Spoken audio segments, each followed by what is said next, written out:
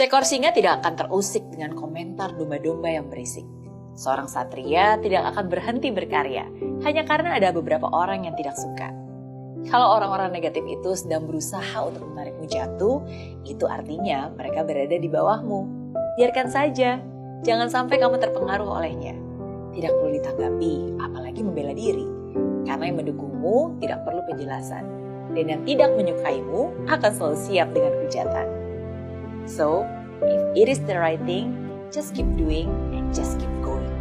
Biarlah waktu yang akan menjawabnya. Biarlah hasil yang akan berbicara. Ingat, kamu gak akan pernah bisa membahagiakan semua orang.